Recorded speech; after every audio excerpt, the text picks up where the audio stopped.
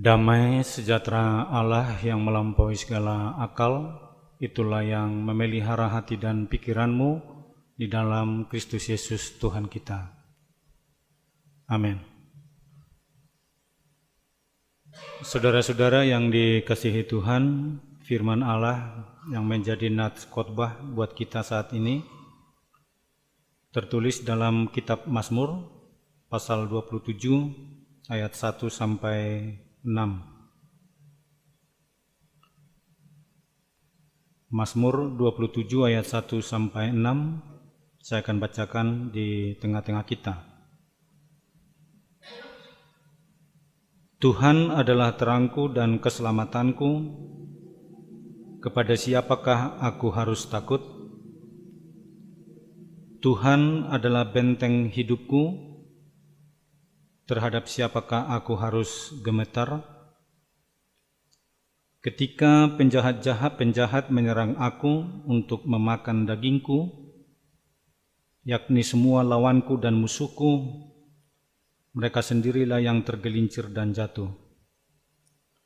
Sekalipun tentara berkemah mengepung aku, tidak takut hatiku. Sekalipun timbul peperangan melawan aku, dalam hal itu pun aku tetap percaya. Satu hal telah kuminta kepada Tuhan, itulah yang kuingini, diam di rumah Tuhan seumur hidupku, menyaksikan kemurahan Tuhan dan menikmati baik-Nya. Sebab Ia melindungi aku dalam pondoknya pada waktu bahaya, Ia menyembunyikan aku dalam persembunyian di kemahnya, Ia mengangkat aku ke atas gunung batu. Maka sekarang tegaklah kepalaku, mengatasi musuhku sekeliling aku. Dalam kemahnya, aku mau mempersembahkan korban dengan sorak-sorai. Aku mau menyanyi dan bermazmur bagi Tuhan. Saudara-saudara, dengan topik minggu kita, aman dalam perlindungan Allah, dan itu juga sangat sesuai dengan judul yang diberi Alkitab kita untuk pasal ini, yaitu aman dalam perlindungan Allah. Mazmur ini ditulis oleh Daud, dan tentunya ini berangkat dari pengalaman hidupnya bersama Tuhan. Kita tahu saudara-saudara bahwa Daud pada masa masih muda, belum menikah, masih pemuda dan bekerja sebagai gembala. Tuhan telah mengurapinya untuk menjadi seorang raja, menggantikan Saul yang menjabat pada waktu itu. Tapi perjalanannya bukan tanpa persoalan. Jadi bukan mulus dia untuk suksesi kepemimpinan kerajaan di Israel pada saat itu. Ada banyak tantangan dan rintangan yang dihadapi, termasuk yang kita baca saat ini, bahwa banyak penjahat-penjahat yang menghendaki memakan dagingnya, katanya tadi. Dan untuk ini boleh saudara-saudara kita buka Alkitab kita dari 1 Samuel 17, yaitu ketika dia berhadapan dengan Goliat ya. Jadi masih sangat muda, dia hanya bekerja sebagai gembala, tapi dia berangkat berperang melawan tantangan Goliat. Dan kita perhatikan di 1 Samuel 17 ayat 44, orang Filistin itu, yaitu Goliat, berkata kepada Daud, "Hadapilah aku, maka aku akan memberikan dagingmu kepada burung-burung di udara dan kepada binatang-binatang di padang." Jadi saudara-saudara, bahwa memang ya ancaman itu dia peroleh dari Goliat dan juga para pasukan Filistin. Tetapi saudara-saudara, dia berhasil mengalahkan Goliat ini, dan aksi heroik itu kita peroleh. tentu bukan karena dia ahli perang dan juga bukan karena dia dilengkapi dengan persenjataan-persenjataan yang bisa mengalahkan Goliat. Tapi justru kalau juga kita baca di ayat 45 di 1 Samuel 17 itu, Daud berkata kepada orang Filistin itu, "Engkau mendatangi aku dengan pedang dan tombak dan lembing, tetapi aku mendatangi engkau dengan nama Tuhan semesta alam, Allah segala barisan Israel yang kau tantang itu." Dan kalau kita baca selanjutnya, bahwa Tuhanlah yang memberikan kemenangan itu buat Daud mengalahkan Goliat, dan sama sekali bukan karena kekuatan dirinya.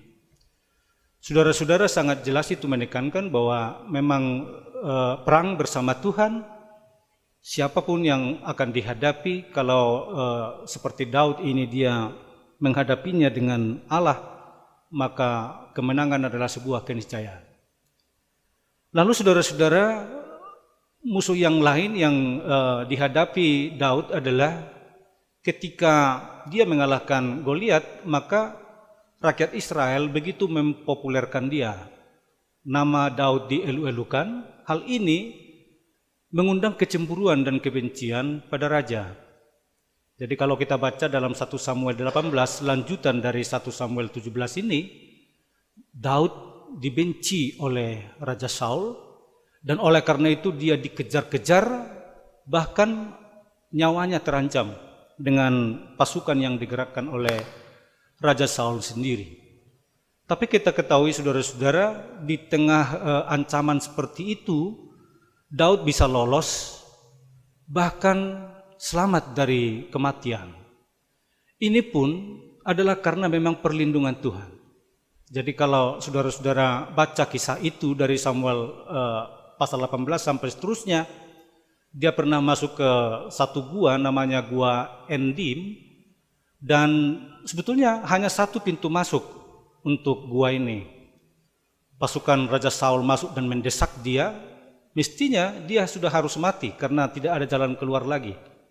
Tapi Allah berperan membuat Raja Saul dan pasukannya tertidur kecapean, lalu selamatlah Daud sendiri. Dia melewati pasukan Raja Saul ini dan kemudian mengambil pedangnya dan merobek sedikit jubahnya Raja Saul ini, dan dia tidak menjadi pembunuh walaupun kesempatan itu ada. Mestinya kalau misalnya Daud mau, maka dia bisa tinggal menancapkan pedangnya saja kepada Raja Saul. Tapi dia berkata, "Saya tidak akan menjadi seorang pembunuh. Saya tahu bahwa Raja Saul ini adalah diurapi Tuhan, dan saya tidak akan pernah bisa mau dan tidak pernah mau membunuh siapapun yang diurapi oleh Tuhan." Jadi hanya jubahnya yang disobek, kemudian dia keluar. Saudara-saudara, dengan seperti itu boleh kita sebutkan bahwa aman dalam perlindungan Tuhan bukan berarti tidak ada musuh.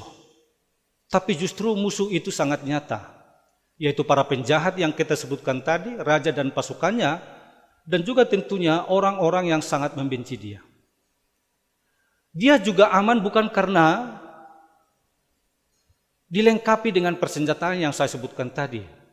Bukan juga karena dia dikawal oleh pasukan yang terlatih, atau karena ada tembok kota yang membentengi dia, tidak.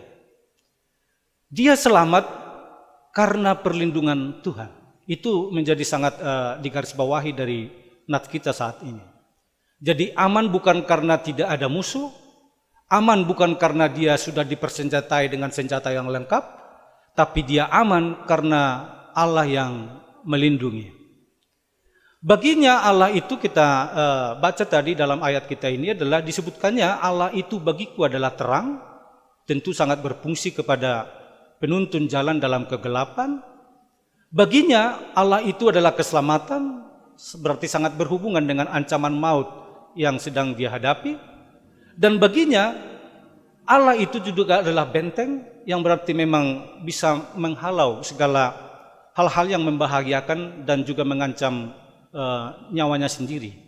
Jadi Tuhan yang berperan sebagai terang, Tuhan yang hadir sebagai pemberi selamat, dan juga Allah yang membentengi hidupnya, maka dia boleh berkata dalam ayat kita di sini, Tuhan adalah terang dan keselamatanku, Aku tidak takut. Tuhan adalah benteng hidupku, maka kepada siapakah aku harus gentar? Saudara-saudara, boleh dari situ kita sebutkan bahwa itu berarti adalah sebuah pernyataan iman. Berangkat dari mana? Karena dari pengalaman hidupnya sendiri dengan Allah menghadapi musuh-musuh itu, maka muncullah pengakuan iman yang seperti itu. Jadi kepercayaannya kepada Allah bukan didasarkan kepada rumusan dogmatis yang dihafalkan, tetapi dia temukan sendiri lewat pengalaman hidupnya bersama Tuhan. Saudara-saudara, luar biasa kalau sampai seperti itu. Misalnya, kalau kita sebutkan sekarang dengan pengakuan iman kita, aku percaya kepada Allah Bapa, percaya kepada Yesus Kristus, percaya kepada Roh Kudus, itu adalah pengakuan iman rasuli yang dirumuskan untuk kita imani dan hafalkan. Tetapi bisa saja ini tidak mendarah daging dalam hidup kita, karena barangkali tidak kita temukan sendiri. Jadi ada yang disebut dengan iman yang diwariskan, ada juga iman yang ditemukan sendiri lewat pengalaman hidupnya bersama Tuhan. Apa iman yang diwariskan? Iman yang diwariskan adalah aku menjadi orang Kristen karena orang tua saya menjadi Kristen. Lalu saya dibawa waktu anak-anak lalu dibaptis. Ini kita sebutkan sebagai iman yang diwariskan. Tetapi iman yang diwariskan ini tidak cukup, saudara. Kita harus alami sendiri apa yang kita imani. Dan ini akan bertumbuh terus, bahkan akan bertahan.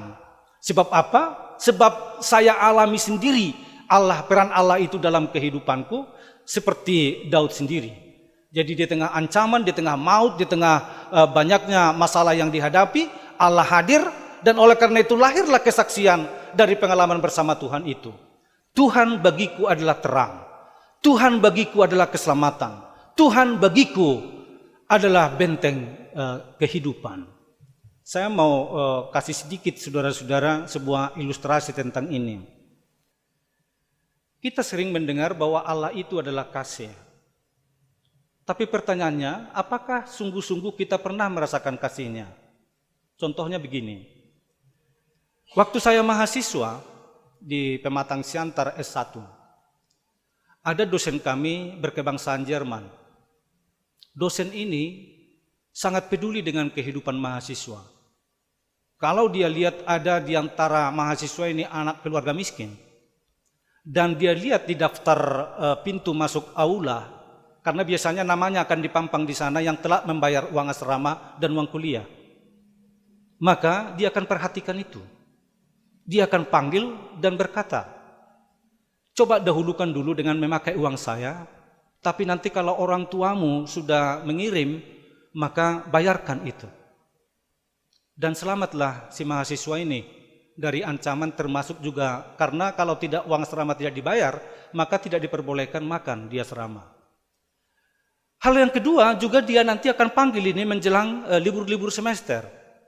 Dia akan panggil dan dia akan berkata, daripada engkau pulang kampung, mending kau bantu aku untuk menyusun perpustakaanku. Dan tahukah saudara bahwa upahnya sangat besar dikasih, cukup untuk membayar uang asrama selama 3 bulan. Tentu sangat berbahagia mahasiswa ini. Saya mau katakan ke kita sekarang sebuah pertanyaan. Menurutmu, apakah dosen ini seorang yang mengasihi? Kalau kita jawab, apakah dosen kami ini adalah seorang yang mengasihi? Maka tentu kita semua akan menjawab betul bahwa dia sangat mengasihi. Tapi pertanyaan kedua, apakah pernah Anda merasakan kasih-Nya?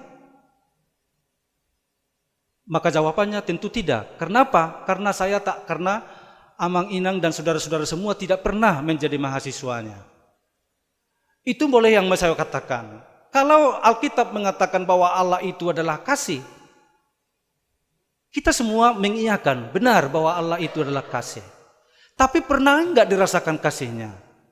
Kalau pernah, maka Allah adalah kasih itu tidak lagi hanya susunan kalimat. Dia sudah memang benar-benar saya rasakan, dan ini akan menjadi sebuah pengakuan yang hidup. Apakah Allah itu adalah keselamatan? Kesaksian Alkitab mengatakan iya. Tapi pertanyaannya, apakah saudara pernah merasakan diselamatkan? Kalau misalnya ini tidak pernah dialami, maka ini akan mengatakan, ya Demikianlah kesaksian Alkitab dan orang-orang lain. Tapi kalau memang sungguh-sungguh pernah kita katakan, maka ini akan kita sambut dengan amin. Memang saya pernah sungguh-sungguh mengalami, kalau tanpa Tuhan, maka saya tidak tahu lagi hidup saya ini seperti apa sekarang. Pernahkah saudara-saudara mengalami juga bahwa Allah itu membentengi kita dari berbagai mara bahaya? Ini pun sebuah kebiasaan yang saya mau bagikan kepada kita. Dan saya berani karena ini kebiasaan mertua saya sendiri. Nanti jangan dikasih tahu sama inang pendeta kalau ketemu.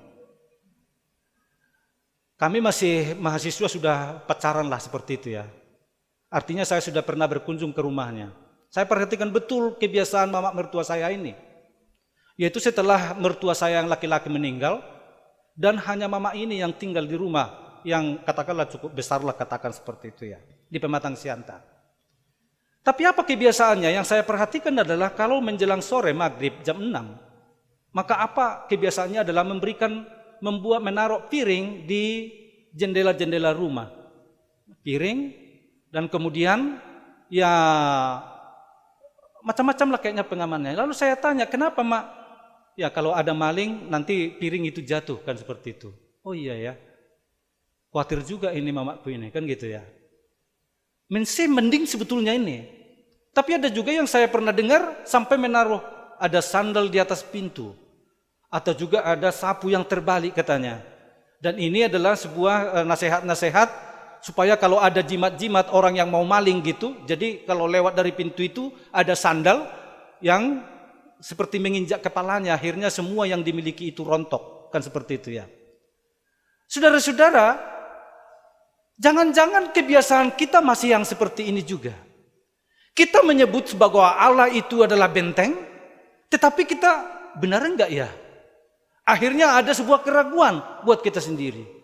Apakah kita juga masih, misalnya katakanlah kalau mau tidur tentu kita berdoa, tetapi rasa takut itu selalu juga kita miliki.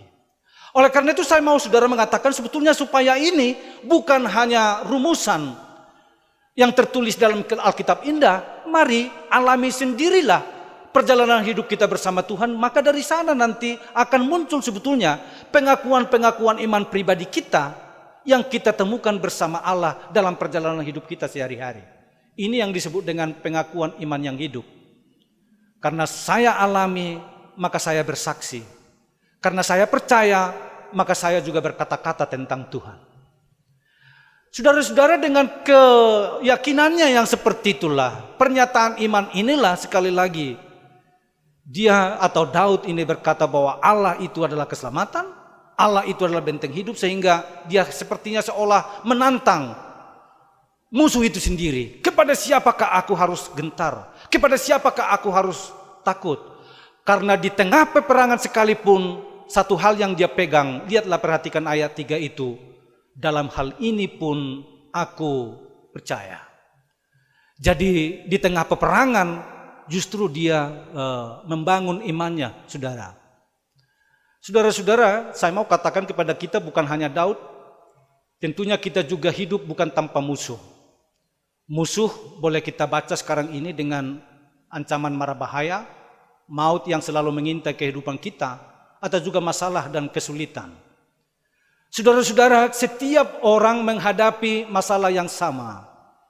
Baik orang percaya pun orang yang tidak percaya. Lalu apa yang membedakan kita dengan orang lain yang tidak percaya? Saudara-saudara, yang membedakan kita adalah karena modal terbesar kita menghadapi musuh kita adalah iman percaya kita, saudara. Jadi katakanlah saudara-saudaraku, terkadang menghitung kekuatan musuh, kita menjadi takut, akhirnya menghindar. Ini seringkali disebutkan kalah sebelum berperang. Nah, oleh karena itu memang setiap musuh harus dihadapi. Dihadapi dengan rasa tidak takut dulu. Tidak takut, tapi bukan karena nekat ya. Apalagi pernah kita dengar berani mati. Ya. Ini berani mati bukan berani hidup. Ya. Menurut saya ada kenekatan aja barangkali. Kita tidak takut bukan karena nekat, tetapi karena kita percaya ada Tuhan yang melindungi. Ini bahasa iman.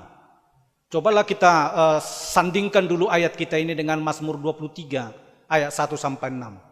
Di sana disebutkan, sekalipun aku berjalan dalam lembah kekelaman, aku tidak takut. Kenapa dia tidak takut? Sekali lagi bukan karena nekat, tetapi gadamu dan tokatmu itulah yang melindungi aku. Jadi dia percaya bahwa di tengah kesukaran itu ada Allah yang hadir untuk melindungi. Dan oleh karena itulah maka saudara-saudaraku, dia memiliki iman percaya yang kuat kepada Tuhan sendiri. Sehingga ada pernah orang berkata, jangan pernah tanya seberapa besar masalahmu, tetapi yang engkau harus tanyakan adalah seberapa kuat imanmu percaya kepada Allah. Jadi orang bisa menimbang-nimbang, menghitung-hitung kekuatan musuh, akhirnya dia ciut. Tetapi kalimat itu mengatakan jangan kekuatan musuh, bukan seberapa besar masalah yang engkau harus hitung, tapi seberapa besar imanmu kuat berpegang teguh kepada Allah. Jadi katakanlah misalnya masalah besar, tapi harusnya Allahu Akbar. Artinya Allah itu lebih besar dari masalah itu sendiri. Sehingga dengan demikian saudara-saudaraku, kita bisa berani ya dengan kepala tegak, katanya dalam ayat kita di sini. Jadi kepalamu akan tegak, ya, ayat 6. Apa maksudnya kepala tegak ini? Kepala tegak ini adalah rasa percaya diri kita. Rasa percaya diri kita bersumber dari rasa percaya kita kepada Allah. Jadi orang bisa pede, ya mungkin karena dia merasa banyak potensi. Tapi kalau ayat kita ini mau mengatakan sebetulnya rasa percaya diri kita itu menghadapi masalah itu muncul dari rasa percaya kita kepada Allah. Jadi saya percaya kepada Allah, maka kepalaku tegak menghadapi apapun. Sebab kenapa dipakai kata kepala tegak? Biasanya orang yang kala itu kepalanya tertunduk, saudara. Tidak berani menatap, memandang ke atas. Jadi kalau disebutkan kepalanya tegak sekarang ini, itu berarti memang dia memiliki rasa percaya diri dan siap untuk menghadapi apapun. Dan oleh karena itu ada percaya diri. Ini yang dimiliki oleh kita semua sebetulnya sebagai anak-anak Tuhan. Ya, ada rasa percaya diri kita yang berhadapan dengan apapun, bahwa Allah tidak pernah akan meninggalkan kita. Dan oleh karena itu ketika Tuhan bersama dengan kita, maka bukan hanya tidak takut lagi yang terjadi, tapi kita bisa dapat menjadi sebagai seorang pemenang. Dan ini sebetulnya bagi kita semua sebagai anak-anak Tuhan, karena Yesus itu yang kita ikuti adalah seorang pemenang, maka anak-anak Tuhan, apalagi pengikut Kristus seperti yang kita hubungkan tadi dari Matius 4 ayat 12 sampai 22, Yesus mengundang murid-muridnya untuk mengikut dia. Maka ketika Yesus itu yang kita ikuti, dia adalah seorang pemenang, maka setiap orang yang mengikutinya juga harus memiliki mental yang sama. Saudara-saudara, dunia ini tidak ramah kita hadapi, apalagi kalau kita sebagai orang Kristen. Banyak orang berkesaksian karena imannya yang mestinya sebetulnya dari segi karier, dia sudah dari segi golongan, dia harus punya jabatan tertentu. Tapi seringkali terhambat oleh karena identitas kekristenannya, apalagi dengan suku. Kalau kita misalnya datang di sini adalah suku pendatang, katakanlah sebagai orang Batak. Tapi saya selalu juga terkagum-kagum melihat betapa banyaknya juga anak-anak Tuhan yang berperan dalam segala macam bidang kehidupan di negara kita ini. Tentunya ini bukanlah hanya karena perjuangannya semata, tetapi karena ada Allah yang turut campur di dalam itu. Maka oleh karena itu bangunkanlah optimisme yang seperti ini. Bila kita sungguh-sungguh memang percaya kepada Allah dan taat kepadanya, maka masa depan kita itu bukan kita yang menjamin. Masa depan kita itu ada yang menjamin itu, yaitu Allah sendiri. Lalu kalau kita juga menatap potensi yang kita miliki, mungkin kita memiliki kekhawatiran dan rasa gentar menghadapi masa depan kita. Tetapi seperti ayat kita ini, modal kita adalah percaya kepada Allah, maka jangan pernah tinggalkan Dia. Dalam setiap aktivitas kehidupan kita, baik menata masa depan kita, juga dalam pergumulan apapun, hadirkan Allah, libatkan Dia dalam semuanya itu, maka hal-hal besar akan dikerjakannya, bukan oleh kekuatan kita. Itu sebabnya ada mujizat yang kita dengarkan itu. Mujizat adalah di luar dugaan kita, di luar perkiraan kita. Kok Allah bisa beri? Dan ini yang membuat kita tercengang. Saudara-saudara, ketika ini semua sudah kita alami, kita boleh meresponnya seperti Daud merespon di sini. Satu hal yang kuingini adalah kerinduan untuk diam di rumah Bapa seumur hidupku. Menyaksikan perbuatan-perbuatan Tuhan dalam kehidupannya. Artinya ketika Tuhan sudah menyelamatkan dia, maka dia memiliki kerinduan untuk diam di rumah Bapa. Sebuah cita-cita yang tak pernah terkabul ini sebetulnya. Kenapa? Karena Daud memiliki keinginan untuk membangun bait suci, rumahnya Tuhan. Tapi Allah berkata, enggak. Bukan kau yang membangun karena tanganmu penuh dengan lumuran darah. Yang membangun bait suciku adalah anakmu, yaitu Raja Salomo. Maka ini sungguh-sungguh terus hanya sebuah kerinduan saja buat Daud. Hanya sebuah cita-cita saja.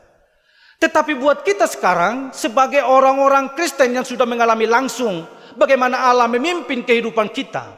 Kita sudah berhasil membangun bait suci. Boleh enggak kerinduan ini kita miliki juga? Ketika kita terberkati dalam kehidupan kita sehari-hari. Ketika Tuhan menyelamatkan kita. Ketika Tuhan sudah membentengi kita dalam berbagai macam ancaman yang kita hadapi. Ini menuntun kita untuk rindu bersekutu di bait-Nya Allah. Apa pekerjaannya di sana? Kegiatannya sebetulnya disebutkan di sini adalah untuk mempersembahkan korban, menyanyikan mazmur bagi Tuhan. Saudara-saudara, kalau kita baca bagian-bagian Alkitab yang lain, disebutkan, apakah yang dikehendaki Tuhan darimu?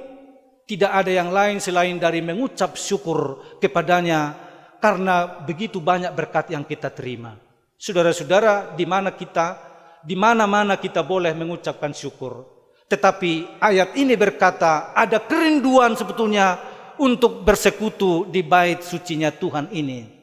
Bukankah sebuah keistimewaan kalau kita sebutkan bahwa hari Minggu ini harinya Tuhan dan ini dikhususkan buat kita orang Kristen.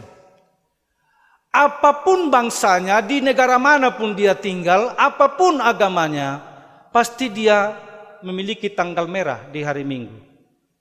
Saudara-saudaraku, kalau ini hanya sebuah hari libur yang kita maknai, maka kita tidak akan ada bedanya dengan yang lain. Hukum Taurat Tuhan mengatakan, ingat dan kuduskanlah hari Minggu.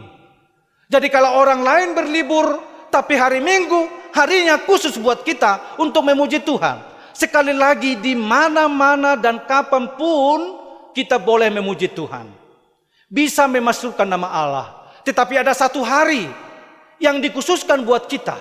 Menjadi hari yang istimewa buat kita semua. Untuk berkumpul di rumah Tuhan. Maka sediakanlah waktumu. Kita bersyukur kalau saudara-saudara yang berkumpul hari ini telah menyediakan waktu untuk Tuhan untuk bersyukur di bait-Nya ini.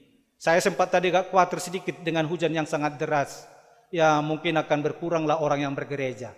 Tetapi ternyata sore ini kita saksikan ya jauh dari seperti yang kita harapkan. Jadi luar biasa saya pikir. Itu berarti memang didorong oleh kerinduan kita. Karena banyak berkat Allah yang kita terima. Sepanjang perjalanan hidup kita dari Senin sampai Sabtu. Tuhan selalu menuntun kehidupan kita. Maka di hari ini kita mulai bermazmur bagi Allah, mempersembahkan korban syukuran kepada Dia, sehingga dengan demikian semangat kekristenan kita dan pengharapan-pengharapan kita untuk hari-hari selanjutnya tetap hidup. Maka saudara-saudara, marilah kita berikan waktu kita, kehidupan kita, bersyukur atas segala berkat yang Tuhan sudah anugerahkan buat kita semua. Amin. Mari kita berdoa. Allah Bapa di sorga, terima kasih buat firman-Mu yang sudah menyapa kami. Allah adalah sungguh perlindungan kami, sehingga bukan hanya rasa aman yang kami peroleh, tapi juga keselamatan dan kemenangan. Sungguh seperti hamba-Mu Daud ini, kami juga mengalami banyak tantangan, masalah, ancaman di tengah kehidupan kami sebagai orang Kristen di tengah dunia ini. Dunia ini memang betul Tuhan tidak ramah buat anak-anak-Mu, tetapi Engkau yang menjamin keamanan kami, juga masa depan dari setiap orang yang percaya kepada-Mu. bahwa di tengah-tengah musuh yang berkeliling pun kami boleh menikmati berkat-berkat-Mu sendiri. Terima kasih buat tuntunan tangan-Mu yang hadir sebagai terang menerangi jalan kami. Terima kasih buat keselamatan yang Tuhan beri. Terima kasih ketika Tuhan juga membentengi kehidupan kami dari ancaman maut dan mara bahaya. Sehingga kesehatan, kehidupan, dan kesejahteraan kami boleh terima. Itu yang kami syukuri juga ketika datang beribadah, duduk di bait-Mu yang suci ini. Bapa dalam sorga, kiranya Engkau berkenan menerima segala pujian syukur kami, juga persembahan-persembahan kami yang kami berikan di tempat ini. Ajar kami untuk selalu juga senantiasa memiliki kerinduan yang sama pada waktu-waktu yang akan datang. Bapa dalam sorga, Engkau berkati seluruh anggota jemaat-Mu, dari anak kecil hingga yang sudah usia lanjut, yang hadir bergereja sekarang pun di kesempatan yang lain. Kami serahkan tubuh roh jiwa kami ke dalam tangan-Mu. Engkau pimpin kami melewati hari ini, dan Engkau bawa kami Tuhan untuk esok hari kami akan memulai perjalanan hidup kami dalam minggu yang baru. Terima kasih, kami sebentar lagi akan pulang, sertai kami dalam perjalanan. Engkau berkati malam ini malam yang baik untuk kami pakai beristirahat. Pulihkan tenaga kami, sehingga di pagi hari kami memiliki semangat untuk melanjutkan tugas-tugas kami. Ampunilah dosa-dosa kami, dengarkanlah doa kami ini melalui anak-Mu Yesus Kristus Tuhan kami. Amin.